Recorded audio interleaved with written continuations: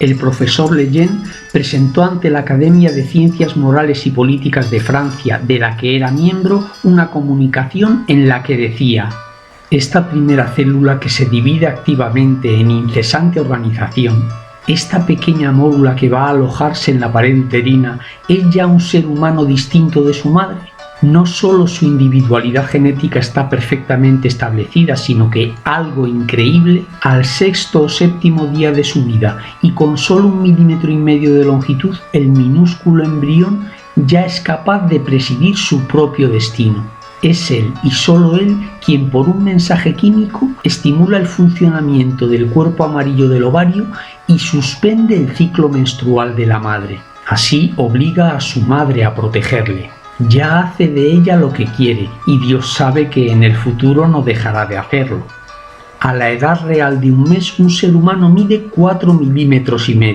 Después de una semana, su minúsculo corazón ya late. Sus brazos, sus piernas, su cabeza y su cerebro están esbozados. A los 2 meses de edad mide unos 3 centímetros desde la cabeza a las nalgas. Cabría plegado en una cáscara de nuez. Dentro de un puño cerrado sería invisible, y ese puño cerrado lo aplastaría sin darse cuenta. Pero abrid la mano y vedlo casi acabado. Manos, pies, cabeza, órganos, cerebro, todo está en su sitio y solo tiene que desarrollarse. Miradlo más de cerca. Se podría incluso leer en la palma de su mano y echarle la buenaventura. Contempladlo más cerca aún, con un microscopio ordinario, y distinguiréis sus huellas dactilares. Está todo lo necesario para hacer su carnet de identidad. El sexo parece aún mal definido, pero fijémonos de cerca en la glándula genital. Ha evolucionado ya como un testículo si es un muchacho o como un ovario si es una niña. El increíble pulgarcito, el hombre más pequeño que mi pulgar, existe realmente. No el de la leyenda, sino el que cada uno de nosotros ha sido. A los 3 meses, cuando un cabello toca su labio superior, vuelve la cabeza, bizquea, frunce las cejas, cierra los puños y aprieta los labios. Después sonríe, abre la boca y se consuela tomando un trago de líquido amniótico.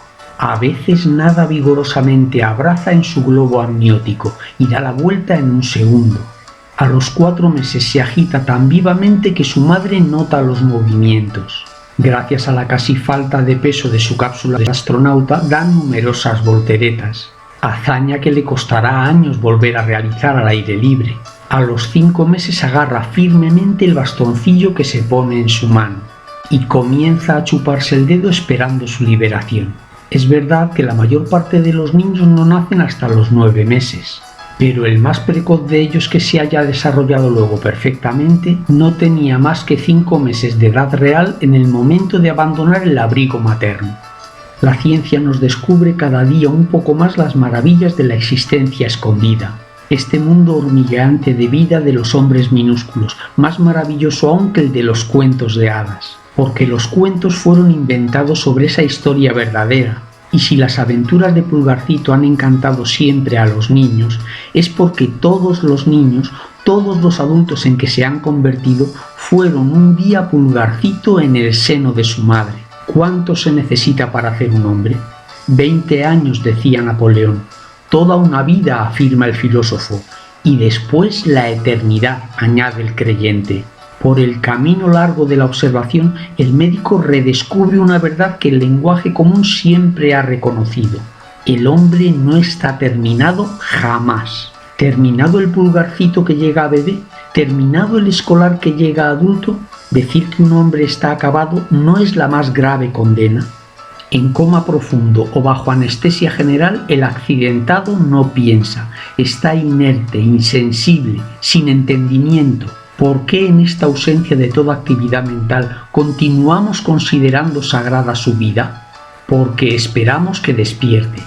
Pretender que el sueño de la existencia oscura no es el sueño de un hombre es un error de método. Esperen un tiempo y aquella mórula informe nos dirá que era y que llegará a ser como nosotros un hombre. La experiencia lo prueba. No ocurriría esto si hubiéramos predicho tal acontecimiento a propósito de un tumor o incluso de un chimpancé.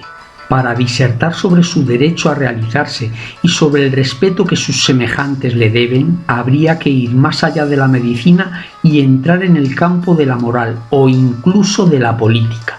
Pero quien estudia la infancia debe someter a esta ilustre asamblea de estudiosos de las ciencias morales y políticas a estas últimas preguntas.